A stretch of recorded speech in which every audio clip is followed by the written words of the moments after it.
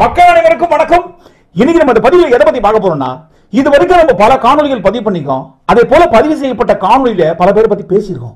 ஆனால் இன்னைக்கு நம்ம பார்க்க போற காணொலி ரொம்ப சீரியஸான காணொலி. காமெடி அப்படின்றது இந்த காணொலியில நீங்க கொஞ்சம் கூட எதிர்பார்க்க முடியாது. ஏன்னா அவ்வளவு சீரியஸா நம்ம இந்த காணொலியில பார்க்க போறோம், பேச போறோம். எதுக்காக அவ்வளவு சீரியஸா இந்த காணொலியை பதிவு பண்றோம்? சீரியஸா பதிவு பண்ற காணொலியை நீங்களும் ரொம்ப சின்சியரா சீரியஸா பாருங்க. எதுக்காக நாங்க சொல்றோம்னா, இது வரைக்கும் நம்ம ஊர்ல உலகத்துல எத்தனையோ ஆராய்ச்சியாளர்கள் பிறந்திருக்காங்க, வாழ்ந்திருக்காங்க. ஆனால் அதை போன்ற ஆராய்ச்சியாளரோட வரலாற்றை நம்ம படிக்கும் போது, இதை போன்ற ஒரு நபர் வாழும்போது நம்ம அவர் கூட சேர்ந்து வாழாம போயிட்டோமே, அந்த பாக்கியம் நம்மளுக்கு இல்லாம போயிடுச்சு அப்படின்ட்டு பல ஆராய்ச்சியாளர்கள் கட்டுரையும் வரலாற்றையும் நம்ம படிக்கும் போது அந்த வருத்தம் நம்மளுக்கு வந்திருக்கும். ஆனால் அந்த வருத்தத்தெல்லாம் மொத்தமா காலி பண்ற மாதிரி, அதாவது அந்த வருத்தத்தெல்லாம் மொத்தமா போக்குற மாதிரி நம்ம வாழ்ந்திருக்கிற இந்த காலத்திலேயே உலகத்துல யாருமே பார்க்காத ஒரு ஆராய்ச்சியாளர் வாழ்ந்துருக்காரு. அதை போல ஒரு ஆராய்ச்சியாளர் வாழ்ந்திருக்கிற அந்த காலத்திலேயே அவரோட சேர்ந்து நம்மளும் வாழணும் அப்படின்னு நினைக்கும் போது நம்ம உடம்புல இருக்கிற நாடி, ரத்தம், சத, புத்தி, ஒவ்வொரு செல்ஸ் கூட அவ்வளவு பெருமைப்படணும். நம்ம உடம்புல இருக்கிற ஒட்டுமொத்த செல்ஸும் பெருமைப்படுற அளவுக்கு இந்த காணொலி அவ்வளவு பெருமையா பார்க்க போறோம்.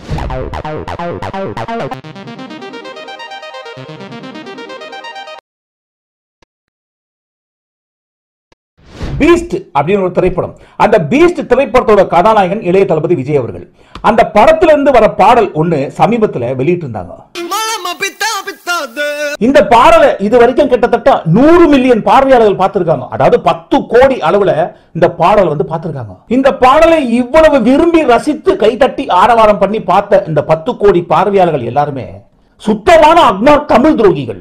என்னடா சொல்றான்? ஆமா, உலகத்திலே இது வரைக்கும் பார்க்காத, நம்ம கேள்விப்படாத ஒரு ஆராய்ச்சியாளர் சொல்லிக்காரு. ஆராய்ச்சி பண்ணி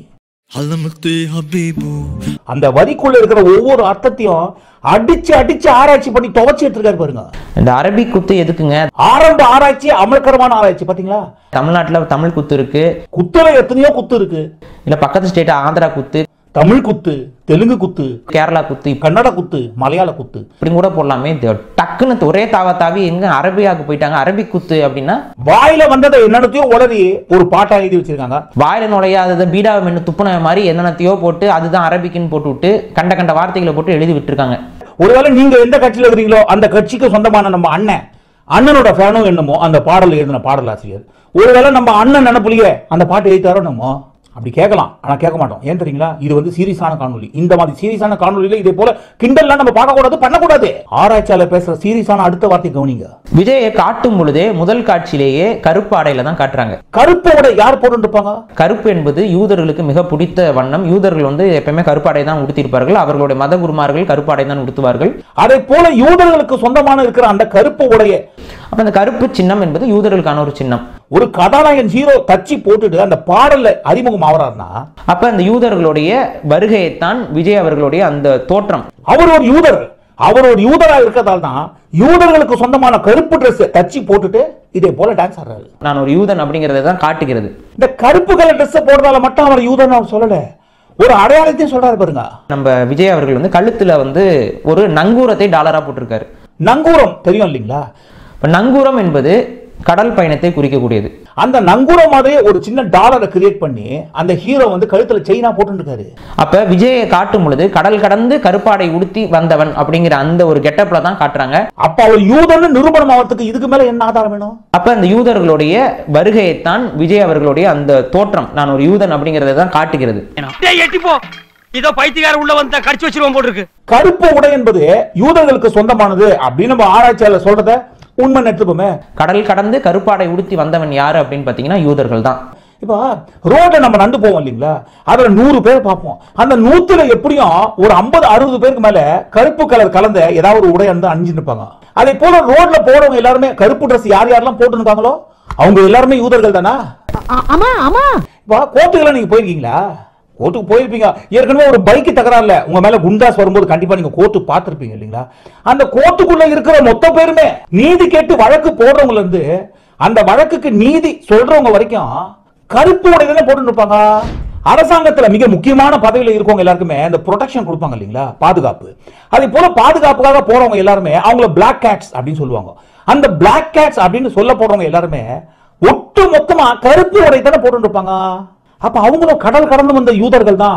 அவங்க கடல் கடந்து வந்த யூதர்கள் தங்களை அடையாளப்படுத்திக்கிறதுக்காக தான் இதை போல இவங்க எல்லாம் கருப்பு உடைய மாடி சுத்தி இருக்காங்கன்னு சொல்லிடலாமா? எங்களுக்கு தெரியுது, நாங்க கடந்து போயிடுறோம், புரிஞ்சுக்கிறோம், ஓ இதுல இவ்வளவு விஷயம் இருக்கா அப்படின்னு. சரி, மற்றவங்களை விடுங்க, ஆராய்ச்சியாளர் மன்னா. இப்போ உங்க அண்ணா இருக்காரு இல்லைங்களா, அவர் பெரும்பாலான நாட்கள்ல கருப்பு ட்ரெஸ் போட்டுக்காரு. அப்போ யூதர்களுக்கு சொந்தமான அந்த கருப்பு கலர் ட்ரெஸ் உங்க உங்க அண்ணன், வாய் தவறிச்சு, தப்பா எடுத்துக்காதீங்க, உங்க அண்ணன் எப்பவுமே அந்த கருப்பு ட்ரெஸ் தான் போட்டுக்காரு. அப்போ உங்க அண்ணனையும் யூதர்கள் பட்டியல கொண்டு போய் சேர்த்தலாமா? உங்களுக்கு தெரியாது, கொஞ்சம் அட்லீஸ்ட் தேடுங்க. அப்போ உங்க அண்ணன் சொல்லும் போதெல்லாம் வாய் தவறுது. அப்போ உங்க அண்ணன் உட்பட யார் யாரெல்லாம் கருப்பு கலர் உடைய போடுறாங்களோ அவங்க எல்லாருமே யூதர்கள் அப்படின்ற ஒரு ஆராய்ச்சியை தான் அண்ணன் தெளிவா பண்ணி சொல்றாரு. என்ன சின்ன பிள்ளைத்தனமா இருக்கு நன்னாரி பயல. கருப்பு சட்டை யார் யாரெல்லாம் போடுறாங்களோ அவங்க எல்லாருமே கடல் கடந்து வந்த யூதர்கள் அப்படின்னு ஒரு ஆராய்ச்சி இதுக்கு முன்னாடி எந்த ஆராய்ச்சியாளராவது பண்ணிருக்காங்களா? இல்ல பண்ணிருக்காங்க அப்படின்ற ஒரு கேள்வியார நம்ம கேள்விப்பட்டிருப்போமா? அடுத்து பாருங்க, இந்த கருப்பு உடை அடுத்து இவங்க மொத்தமா தமிழ் துரோகின்னு எதை வச்சு கன்ஃபார்ம் பண்றாங்க? முதுமக்கள் தாலி வந்து காட்டப்படுகிறது. முதுமக்கள் தாலின்னா என்னன்னா வேற ஒண்ணும் கிடையாது, பெரிய அளவுக்கு பானை. பானை, இந்த பானை என்கின்ற ஒரு பொருள் அந்த காலத்துல தமிழர்கள் பண்பாட்டோட கலந்த ஒரு விஷயம். இந்த பெரிய பானை எதற்கு பயன்படுத்தப்பட்டுச்சுன்னா, அந்த காலத்துல தமிழர்கள் இங்கே இறக்கக்கூடியவர்களை, இறந்தவர்களை புதைப்பதற்கு இந்த பானையில வைத்து தான் புதைப்பார்கள். அந்த பானையை லெஃப்ட் ரைட் இந்த பக்கமும் அந்த பக்கமும் ரெண்டு பானையை வச்சுட்டு நடுவுல அந்த கேரக்டர்ஸ் எல்லாம் டான்ஸ் ஆடுறாங்க. ஏன் ஆடுறாங்க? அதே போல பானைக்கு நடுவுல நின்று ஆடுற நடனம் எதை குறிக்குது, எதை காட்டுது? ஏதோ ஒருவர்களுடைய இறப்பை இந்த மக்கள் கொண்டாடி கொண்டிருந்தார்கள். இவ்வாறு கடல் கடந்து வந்த இந்த யூதர்கள் ஏதோ ஒரு மக்களுடைய இறப்பை கொண்டாடினார்கள். அந்த பானைக்கு நடுவுல நின்று ஆடுற நடனம் அந்த யூதர்களோட கொண்டாட்டத்தை காட்டுது. யூதர்கள் தமிழர்களை முதலில் வெற்றி கொண்டதாக இந்த ரெண்டு பக்கமும் இறந்த ஒரு பேர் இழப்பு, அதை வந்து அவர்கள் கருதுகிறார்கள். அதே போல தமிழர்களின் மரணத்தை கொண்டாடும் விதமாகத்தான் ரெண்டு பக்கம் பானையை வச்சுட்டு அவங்க பண்பாட்டை கேலி பண்ணும் விதமாக நடுவுல நின்று டான்ஸ் ஆடுறாங்க. உங்களுக்கு தெரியாது, கொஞ்சம் அட்லீஸ்ட் தேடுங்க. சரி, இந்த பானையை குறித்து உங்க ஆராய்ச்சி பண்ற ஆராய்ச்சியில ஒரு ஓரமா அப்படி இருக்கட்டும். இப்ப அந்த போட்டோவை நல்லா பாருங்க. இப்ப அந்த போட்டோவை பார்க்கும்போது அது பானை மாதிரியா இருக்கு, ஏதோ ஒரு பெரிய ஜாடி மாதிரி இல்ல. ஏன்னா பானை என்பது கண்டிப்பாக இந்த உருவத்துல இருக்காது. பானை வந்து பானை மாதிரி தான் இருக்கும். ஆனா இது ஜாடி மாதிரி இருக்குன்னு சொல்லும் போது இந்த ஜாடி அண்ணா பானைன்னு ஆராய்ச்சி பண்ணிக்காரு. அதுவும் தப்பு கிடையாது. எங்க தப்பு இருக்கு தெரியுங்களா? இதை போல பானையை வச்சு தமிழர்கள் பண்பாட்டையும் தமிழர்கள் மரணத்தையும் கேலி கிண்டல் நக்கல் பண்ணிட்டாங்க அப்படின்னு நீங்க சொல்றது உண்மையா இருந்தா, பல வருடங்களுக்கு முன்பாக ஜெய்சங்கர் ஹீரோவா நடிச்ச படம் பட்டணத்தில் பூதம்னு ஒரு படம் வந்தது, ஞாபகம் இருக்குங்களா? அந்த படத்துல படத்தோட கதாநாயகனுக்கும் காமெடியன் நாகேஷ்க்கும் ஒரு ஜாடி கிடைக்கும். அந்த ஜாடிக்குள்ள இருந்து தான் பூதம் வரும் மேல.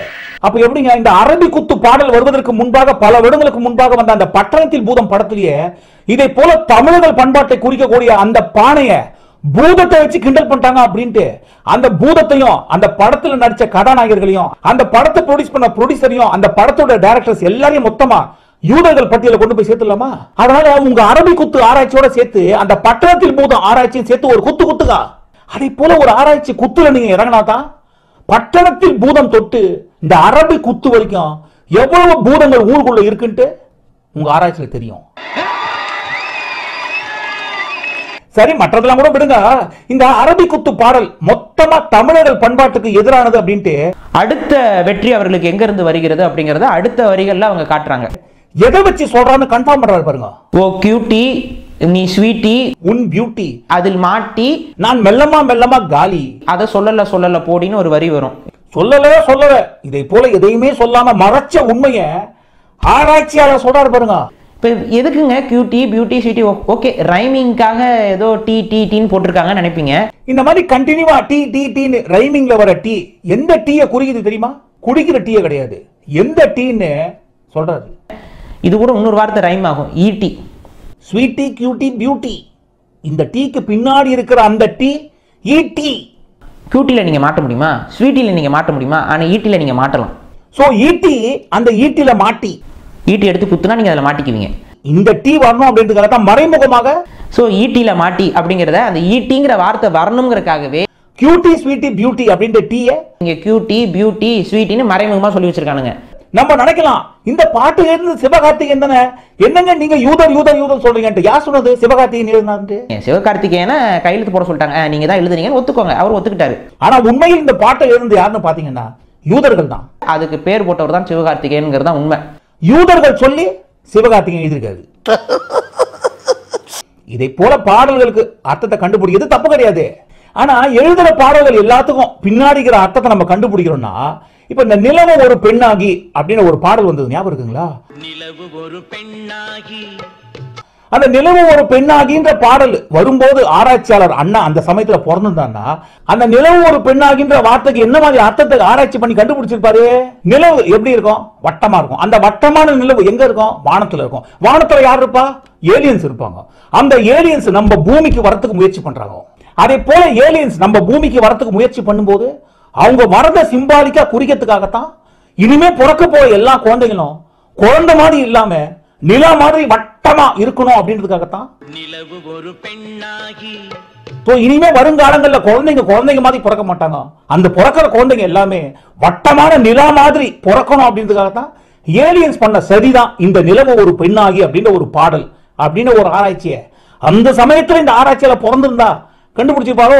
50 kg தாஜ்மஹால் எனக்கே எனக்கா அப்படின்னு கேட்பாரு. 50 kg தாஜ்மஹால் எனக்கே எனக்கா. இப்ப அந்த பாட்டுக்கு பின்னாடி இருக்கிற அர்த்தத்தை நம்ம ஆராய்ச்சியால கண்டுபிடிச்சா என்ன பண்ணிப்பாரு? அண்ணா ஆராய்ச்சி பண்ணி எப்படி கண்டுபிடிச்சிருப்பாருன்னா, பாத்தீங்களா 50 kg தாஜ்மஹால் முன்னாடியே சிம்பாலிக்கா சொல்றாங்க. எதனால சொல்றாங்க? அவ்வளவு பெரிய தாஜ்மஹால் யாரோ ஒருத்தர் ஆட்டையை போட்டு கொஞ்சம் கொஞ்சமா குறைச்சி மொத்தமா அந்த தாஜ்மஹாலோட அளவை 50 கிலோவா மாத்ததுக்கு சரி பண்றாங்க.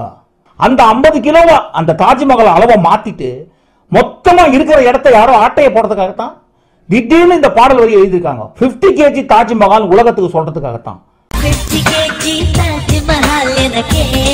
இந்த 50 kg தாஜ்மஹால் பாடல் வரிக்கு பின்னாடி ஏதோ ஒரு நாட்டோட சதி இருக்கு.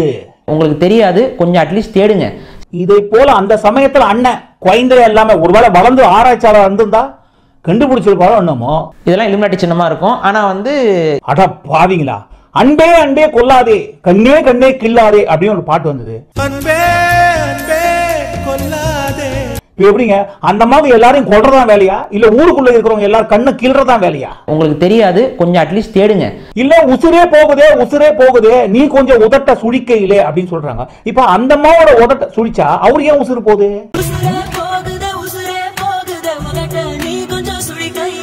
கடவுள் படைக்கும் போது அந்த ஆளோட உயிரை அந்த அம்மாவோட உதட்டுல வச்சா படைச்சாங்க. அந்த அம்மாவோட உதட்ட அவங்க சுழிக்கும் போது அவரு உசுறு போகிறதுக்கு ஏதோ பாட்டு கவித்துவமா கவிதையா எழுதுறாங்க. எல்லாத்துக்கும் ஆராய்ச்சி பண்ண எப்படின்னா கொஞ்சம் அட்லீஸ்ட் தேடுங்க. இப்போ எந்த ஒரு விஷயம் வந்தாலும் துண்டு துண்டா செதறி இருக்கிற எல்லாத்தையும் மொத்தமா ஒரே நேர்கோட்டில் கொண்டு வராங்க அப்படின்னு சொல்லுவாங்க இல்லைங்களா?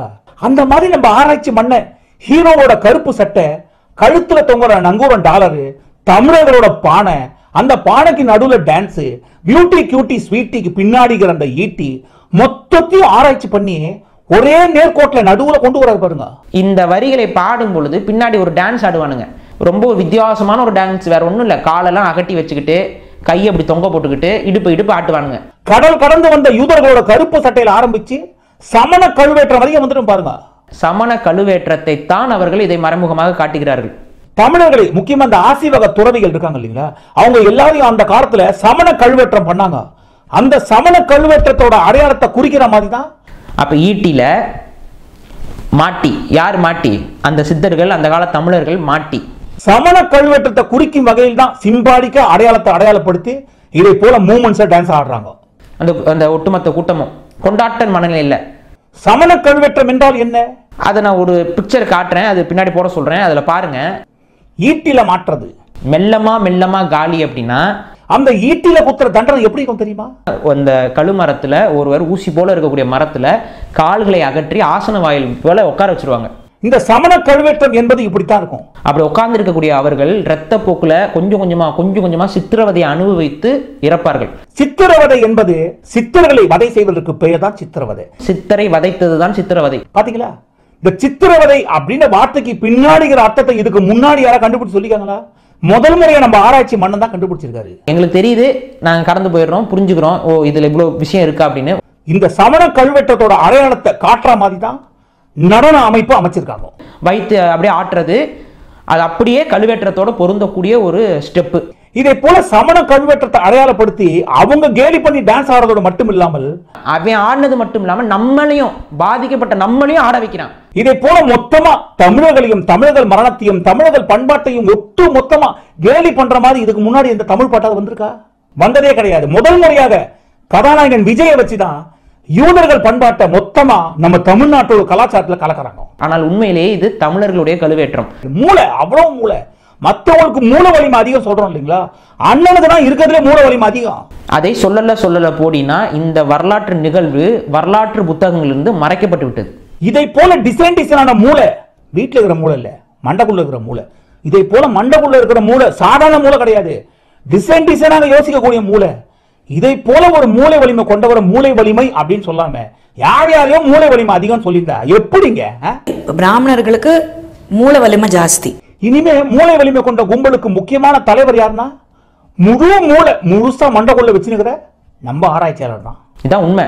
அப்ப கூட்டி கேச்சு ஒட்டுமொத்தமா பார்த்தா இந்த படத்தோட ஹீரோல இருந்து படத்தோட ப்ரொடியூசர் தொட்டு மொத்த டெக்னீஷியனே சேர்த்து இந்த பாடலை பார்த்த கோடிக்கணக்கான பேர்கள் மொத்தமா தமிழ் விரோதிங்க, தமிழ் துரோகிங்க, யூதர்களுக்கு சொந்தக்காரங்க. போதுமா? இதான் உண்மை. இந்த ஆராய்ச்சியாளர் சாதாரணமான ஆராய்ச்சியாளர் கிடையாது. இந்த ஆராய்ச்சியாளர் இருக்கிற கட்சி சாதாரணமான ஆராய்ச்சி பண்ற கட்சியும் கிடையாது. இது வரைக்கும் ஊருக்குள்ள இருக்கிறவங்க எந்த மொழிக்கு சொந்தமானவங்க அப்படின்னு ஒரு டிஎன்ஏ தான் ஆராய்ச்சி பண்ணியிருந்தோம். அதே போல ஆராய்ச்சி பண்ணி போர் அடிச்சு போச்சு. நம்ம புதுசா ஏதாவது ஒரு ஆராய்ச்சியில இறங்குவோம் சொல்லிட்டு இந்த பாடல் பத்தின ஆராய்ச்சியில இறங்கிருக்காரு. உங்களுக்கு தெரியாது, கொஞ்சம் அட்லீஸ்ட் தேடுங்க. கொஞ்சமா இருந்தா பரவாயில்ல, அதிகமா முத்தி போச்சுன்னா இப்படிதான் ஆராய்ச்சி பண்ண தோணும். அறிவை சொன்னாங்க, அறிவு ரொம்ப அதிகமா முத்தி போச்சுன்னா தான் இப்படிலாம் புதுசா ஆராய்ச்சியில இறங்கணும்னு தோணும். ஆராய்ச்சி பண்ணா ஆராய்ச்சி பண்ணுங்க, தப்பு கிடையாது. ஆனா எல்லா இடத்துலயும் எல்லா நேரத்திலும் இதே போல ஆராய்ச்சி பண்ணி கண்ட வீடியோ வெளியிட்டு கண்ட விஷயத்த கண்ட இடத்துல பேசினீங்க. தொடர்ந்து இதே மாதிரி கண்டினியூவா எல்லா இடத்துலயும் பேசினீங்க வச்சுக்கோங்க. அண்ணனே ஒரு நல்ல மனோதத்துவ டாக்டர் கிட்ட போய் காட்டுங்க. ஐயோ அப்ப எங்க அண்ணன் மென்டல் ஆயிட்டாரா? ஏர்வாடி இல்ல நான் சொல்றது உண்மைதான், நேர்மைதான் அப்படின்னு நீங்க சொன்னீங்கன்னா அந்த படம் ரிலீஸ் ஆகட்டும், எல்லாம் தியேட்டர்லயே நம்ம போய் பார்ப்போம். ஒருவேளை நீங்க சொன்ன மாதிரி யூதர்கள் எல்லாரும் அந்த தியேட்டர் வாசல்ல டிக்கெட் வாங்கறதுக்கு கையில புடிச்சு நிக்கிறாங்களான்ட்டு ஈட்டிய கையில புடிச்சின்னு தியேட்டர் வாசல்ல யூதர்கள் கூட்டம் கட்டி நிக்கிறாங்களான்ட்டு அந்த படம் ரிலீஸ் ஆகும் போது தான் தெரியும். இந்த காணொலி பத்தி உங்களுக்கு கருத்து கமெண்ட் பண்ணுங்க. மீண்டும் இந்த காணொலியை நாம் சந்திப்போம். நன்றி.